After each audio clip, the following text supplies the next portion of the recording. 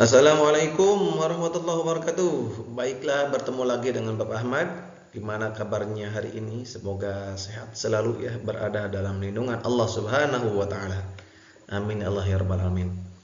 Baiklah, dalam kesempatan kali ini kita akan membahas ya ini bab 6, patuh kepada orang tua dan guru, empati terhadap sesama. Ini PAI SMP ya, kelas 7. Kita langsung aja. Peta konsepnya itu semuanya adalah sikap terpuji, ada empati, hormat dan patuh pada orang tua, hormat dan patuh kepada guru. Ya, bayangkan, rasakan, kemudian pahami, amati, lakukan tindakan. Kita langsung saja ya, rasa empati. Empati adalah sikap ikut merasakan perasaan orang lain, baik tatkala orang lain tersebut sedang mengalami musibah maupun mendapatkan kebahagiaan. Jadi kalau misalkan kita merasakan apa yang dirasakan oleh tetangga kita, ketika bersedih kita ikut bersedih juga, ketika senang kita ikut senang. Jangan sampai sebaliknya ya. Ketika misalkan tetangga itu lagi senang, kita cemberut gitu ya. Kita sedih itu apalagi sampai ingin menghilangkan kesenangannya, itu naudzubillah min dzalik ya. Itu bukan empati, tapi ingin memusnahkan kenikmatan tersebut ya. Dengki itu namanya. Jadi kalau empati itu merasakan ketika tetangga senang atau sedih, kita merasakan. Manfaat sikap empati, yang pertama menghilangkan sikap egois. Jadi egois mau menang sendiri itu akan hilang ya, dengan cara empati, merasakan apa yang dirasakan orang lain. Yang kedua menghilangkan kesombongan, sombong ya. Yang ketiga mengembangkan kemampuan evaluasi dan kontrol diri. Jadi semakin kita bisa mengontrol diri kita lah, ketika melakukan maksiat kita bisa mengontrol sehingga kita terhindar dari perilaku-perilaku maksiat tersebut. Kemudian cara mengasah rasa empati dalam diri. Satu, rekam semua emosi pribadi. Jadi emosi kita rekam dalam diri kita semuanya ya. Ya muhasabah diri aja lah ya. Lebih kita merasakan diri kita, atau misalkan kan merasakan kesalahan-kesalahan kita, dosa-dosa kita gitu ya. Emosi kita pokoknya kita rekam dan kita jaga gitu ya. Yang kedua, perhatikan lingkungan luar, orang lain. Lebih memperhatikan, jangan sampai gini lah. Ketika tetangga kita itu lagi kelaparan, kita cuek. Padahal kita serba kecukupan, memiliki harta yang berlebih. Jadi kita merasakan apa yang dia rasakan, sehingga kita akan timbul untuk memberikan sebagian rezeki kita untuk tetangga kita. Yang ketiga, dengarkan curhat orang lain ya. Jangan sampai mengompor-ngompori. Ketika curhat dikompor-kompor, janganlah. Cari jalan solusi keluarnya gitu ya. Yang keempat, bayangkan apa yang sedang dirasakan orang lain gitu ya. Kita merasakan apa yang tetangga kita rasakan. Yang kelima, lakukan bantuan secepatnya, memberi bantuan kepada tetangga kita gitu ya, yang kita bisa bantu. Ketika dia misalkan masalah kelaparan, ya kita bantu dengan makanan atau rezeki yang lainnya. Oke, hadis yang terkait dengan empati. Ani Nu'man nabana Bashir yakhtubu yaqul Rasulullah sallallahu alaihi wasallam yaqul mathalul mu'minina fi tawaddihim wa tarahumihim wa ta'atufihim mathalul jasad idastaka minhu syai' tada'a lahu sairul jasadi bis saharil walhum. Yang artinya dari Nu'man bin Bashir, ia berkata, Rasulullah Shallallahu Alaihi Wasallam bersabda, perumpamaan orang-orang mukmin dalam berkasih sayang, cinta mencintai, serta memadu kasih ibarat satu tubuh. Apabila ada anggota tubuh yang sakit, maka seluruh tubuh akan ikut merasakan sakit. Itu empati ya, dengan tidak bisa tidur dan demam. Jadi yang kalau misalkan kita ini sakit, jadi tubuh kita merasakan juga. Itu namanya empati. Apalagi saudara muslim kita gitu ya. Cara mengasah rasa empati dalam diri. Tadi rekam semua emosi pribadi. Artinya kita senantiasa mengingat-ingat pengalaman yang kita alami. Ini penting untuk dapat merasakan orang lain yang seandainya mengalami hal serupa. Misalkan teman kita itu ditinggalkan oleh orang tuanya gitu kan. Terus kita pernah merasakan. Jadi pasti kita sedih lah. termasuk tetangga kita juga sedih pasti. Perhatikan lingkungan luar orang luar atau orang lain. Hal ini memberikan efek yang bagus untuk diri kita. Kita dapat menghilangkan subjektivitas dalam diri kita. Jadi kita bisa jadikan contoh juga gitu ya, ketika kita memperhatikan lingkungan. Yang ketiga, mendengarkan keluhan curhat orang lain. Mau mendengarkan cerita pengalaman sedih orang lain akan membawa kita ikut merasakan dan menimbulkan keinginan untuk memahami masalah dan membantu memberikan solusi pemecahannya. Masalah ya, bukan curhat yang lain-lainnya. Ya, apalagi aib-aib itu tidak boleh gitu ya dicurhatkan. Yang keempat, membayangkan kita sesuatu yang menimpa orang lain menimpa diri kita, ya udahlah gitu ya, tadi sudah kita apa yang tetangga kita rasakan sedih, kita ikut sedih. Segera memberikan bantuan kepada yang membutuhkan akan meningkatkan rasa empati kita. Manfaat sikap empati, menghilangkan sikap egois ya. Seseorang yang memiliki sifat empati tinggi akan menghilangkan rasa mementingkan dirinya sendiri. Penting untuk dapat merasakan orang lain seandainya mengalami hal serupa. Misalkan tetangga kita itu perlu bantuan uang kita serba kecukupan. Ketika kita berempati maka akan menghilangkan keegoisan kita. Kenapa? Karena harta yang kita miliki itu ada sebagian harta mereka juga. Ya. Karena Allah itu menyuruh kita ketika kita sudah memiliki nikmat yang banyak maka selanjutnya kita bersyukurnya dengan cara yaitu memberikan, ya, bersedekah, berinfak gitu ya.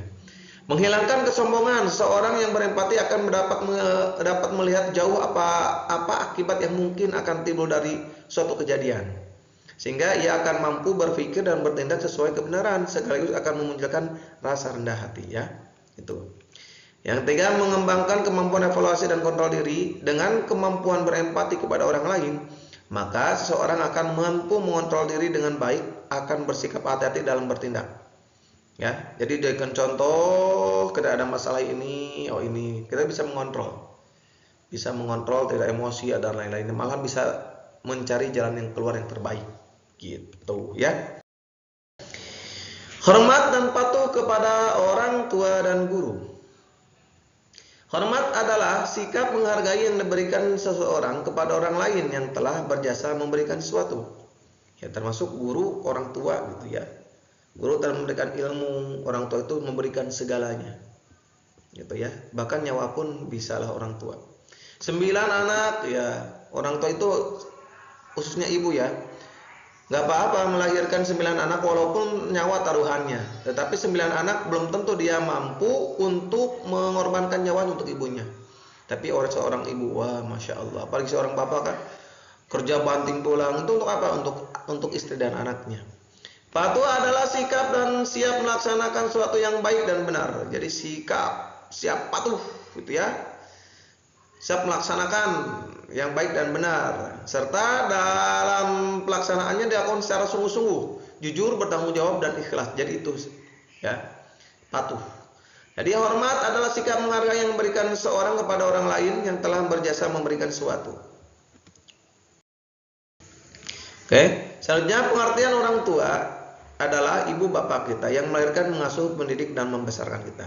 Pengertian guru adalah orang yang berprofesi sebagai pendidik dan pengajar siswa di sekolah, guru formal ataupun non formal ya, yang ngaji di masjid, yang memberikan ilmu, kalian bisa ngaji, bisa sholat gitu.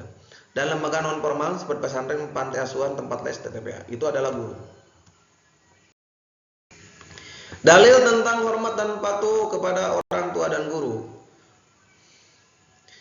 A'udzu billahi minasyaitonir rajim. Bismillahirrahmanirrahim. Wa qada rabbuka alla ta'budu illa iyyahu wa bil walidaini ihsanan imma yablughanna indakal kibara ahaduhuma aw kilahuma fala taqul lahumā uff wa la tanharhumā wa qul lahumā qawlan karīmā. Artinya, dan Tuhanmu telah memerintahkan agar kamu jangan menyembah selain Dia, dan hendaklah berbuat baik kepada ibu bapa, birrul walidain ya. Jika salah seorang di antara keduanya atau keduanya sampai berusia lanjut, maka kewajiban kita adalah memeliharanya. Maka sekali-kali janganlah engkau mengatakan kepadanya perkataan itu hal yang menyakitkan bisa ya. Kalau misalkan menyebutkan ahnya bisa menyakitkan, maka itu bisa.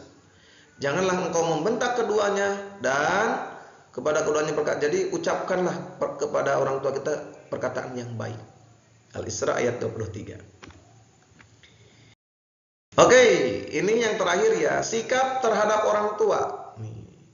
Hormat dan patuh kepada orang tua ya. Hormat dan patuh kepada orang tua. Hormat dan patuh. Tadi kan hormat itu apa ya? Patuh itu apa? Kepada orang tua. Selama yang baik-baik ya, maka kita harus hormat dan patuh pada orang tua.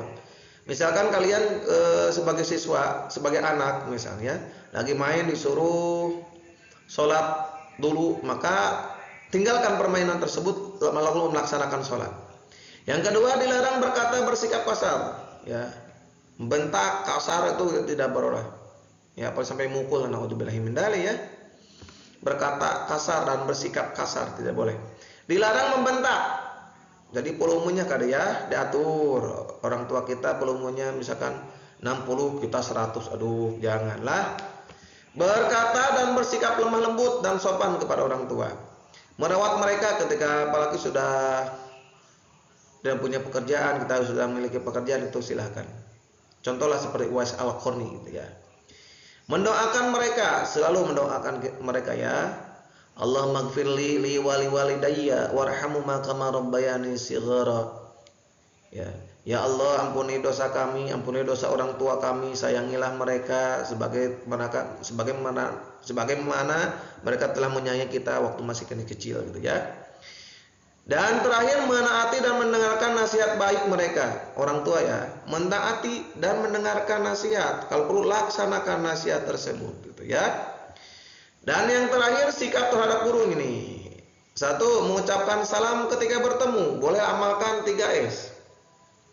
Ya, senyum salam sapa, senyum kemudian assalamualaikum Pak, assalamualaikum Bu, ya.